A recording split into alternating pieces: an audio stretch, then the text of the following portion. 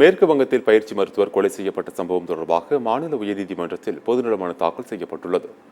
மேற்கு வங்க தலைநகர் கொல்கத்தாவில் உள்ள ஆர்ஜி கார் கல்லூரி மருத்துவக் கல்லூரி மருத்துவமனை கருத்தரங்கு அருகில் பயிற்சி பெண் மருத்துவர் கடந்த 9ஆம் தேதி அரை நிர்வாணமான நிலையில் சடலமாக கிடந்தார். பிரேத பரிசோதனையில் அவர் கொலை செய்யப்படுவதற்கு முன்பு பாலியல் துன்புறுத்தலுக்கு ஆளாகி இருப்பதாக தகவல் வெளியாகின. இதன் தொடர்ச்சியாக கடந்த 10ஆம் தேதி சஞ்சய் ராய் என்பவரை போலீசார் கைது செய்தனர். இந்த விவகாரம் மாநிலம் முழுவதும் மருத்துவத்துறையினர் மத்தியில் பெரும் கொந்தளிப்பை ஏற்படுத்திய நிலையில் இந்திய டாக்டர்கள் சங்கத்தினர் இன்று முதல் புறக்கணிப்பு போராட்டத்தில் ஈடுபட்டனர். இந்நிலையில் பயிற்சி பெண் மருத்துவர் கொலை செய்யப்பட்ட சம்பவம் தொடர்பாக கொல்கத்தா உயர்நீதிமன்றத்தில் பொதுநல மனு தாக்கல் செய்யப்பட்டது. இந்த மனு நாளை விசாரணைக்கு வரவுள்ளது. இதற்கிடையே பயிற்சி பெண் மருத்துவரின் படுகொலை நீதி கேட்டு மேற்கு வங்கத்தில் மருத்துவர்கள் போராட்டத்தில் ஈடுபட்டு வருகின்றனர். இதனால் மேற்கு வங்க மருத்துவமனையில் மருத்துவ சேவைகள் பாதிக்கப்பட்டுள்ளது. இந்த நிலைமையை சமாளிக்க அனைத்து மூத்த மருத்துவர்களின் விடுமுறையையும் அம்மாநில அரசு ரத்து செய்துள்ளது.